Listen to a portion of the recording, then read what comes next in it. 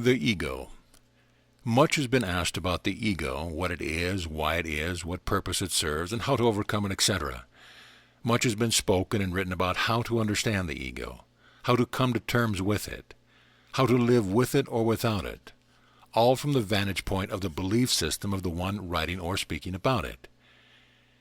Ego, beloved one, has been part of the dream of forgetting. Ego is the voice of separation, which speaks that the holy child, enamored of many adventures, has journeyed far from the Father's kingdom and is alone, separate, potentially vulnerable. It is part of the drama which you are saying you will play, part of the script agreed upon on this plane, the point of focus where you see yourself to be. The ego is not known in other realities, realities with a small r. The ego is very definitely not known in reality with a capital R. But within the drama which you have said you will come and play right now, it is part of a belief that there is such a voice which would speak of separation. And yet, what you are doing now is coming through that voice to a place of remembrance which says, oh hey, this is just one of the plays of, we will choose a playwright such as Shakespeare. This is one of the plays of Shakespeare. I've played with these plays. I've acted in this. I've done all the roles which Shakespeare has written about. Now I will try another playwright. And then you go on to another drama which does not hold the belief in ego. Ego has served you well in this drama. It has not been a mistake. It has been by divine choice. For you, as the holy child, have chosen it as part of the ingredients of this drama. So it has been by divine choice, and you may think it for service it has given you. It has been your messenger, your teacher, pointing out limitations in belief, an image which you have held about yourself and your brother. Many, many times it has come and knocked upon the door of your mind very strongly. Many times you have run very quickly when you have heard its message, and you have acted in habitual fashion, out of fear and belief in separation, out of judgment of self and others. But now what you are witnessing and allowing is a change in response. When the voice of ego comes and knocks upon the door of your mind and insists that you let it in, you are now being rather discretionary about it, saying, I think perhaps there is another way to look upon this situation. At that point, already you are calling in the expandedness of whole vision. Other times, in this lifetime and other lifetimes, you have not even paused to consider what voice this is. Where does this voice come from? You have not asked the question. You have heard the voice, and out of fear you have been reactive, not proactive where you chose because you know you have choices.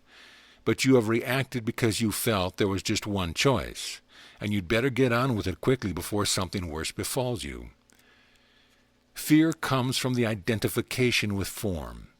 It is form which can be threatened, seemingly, and yet even form cannot be threatened in truth. For in the resurrection, after I had allowed the body to cease its functioning upon the cross, I, because I knew my oneness with the life force which we are, reactivated the body, reactivated with the light we are, and brought forth the form again, slightly altered in vibrational frequency. You do this also in a moment of happiness. You do this in a moment of revelation. Those who behold you as you experience a moment of great joy and revelation see a transformation even of your form. There is a heightened vibrancy. It does not take what you would see as a tragic event of crucifixion to bring forth resurrection and transformation. You do that from moment to moment. Form awaits your direction, and yet, because of the increasingly intense identification with form, you have seen it to be your master, and you have feared anything which would be seen as a threat to the form. Now, when the voice of ego comes up, thank it for being the companion you have asked it to be. Thank it for serving you in what you saw the drama of other lifetimes to be. But also you cannot deny that you now know that you have a choice, and the ego knows that you now have and knows you have a choice. So you see what has happened in this drama, this improv already. The ego must shift, and it does. Sometimes it gets a bit more subtle, sometimes. But as you are vigilant within the heart, you recognize it and say, stop a moment.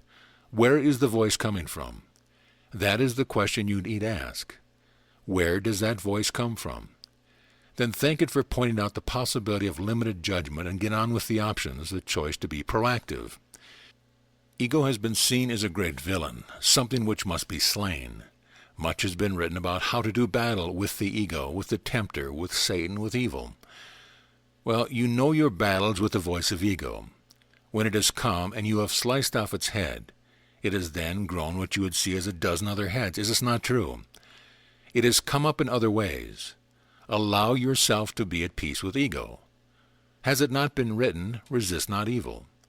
When you resist, where does that keep your focus of attention? Where are you abiding in that moment? The ego has served you well in the drama. It has been your messenger, your teacher, as you have asked it to be. You have asked it to be part of the script you have seen yourself playing. In any drama, there are certain elements of the script as it is presented, the givens of a drama. Then you proceed to improvise and you change from there on. But there are certain beginning elements, and that is what the ego has been, an element which you have asked to be there. Now, you collectively are saying, I am going to improvise and I am going to say, I have choices. I have the choice to listen to the voice of ego, which speaks of separation from the allness that I am, which speaks from a place of fear that says, I must defend, that I must judge others, and that I must judge myself. But you have said, no, I'm going to throw in a new element here. I have choices. I have the choice to know that I am the one who has been scripting the drama. And then everything, all the creation shifts. So when the voice of ego comes up, thank it for being on your stage, for you asked it to be on your stage, and then chose anew. Choose a new script, for you are free to choose anew. Choice is one of the other elements of improv which you have put into the drama. You are saying now, I'm free to choose.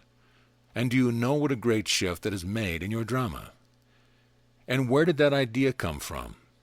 You, the great one which you are. One instant that idea wasn't there, the next instant it was there. You see the power of an idea, and everything shifts. So thank the ego. Be at peace with it. Do not be at war with it, for as you have to be at war with something, you hold it tied to you in chains. As you allow it to be only one of the elements in the script, and not a very important one any longer, it dissolves into the shadows and the wings somewhere off stage. Then you proceed with a point of focus which you choose, and that is powerful.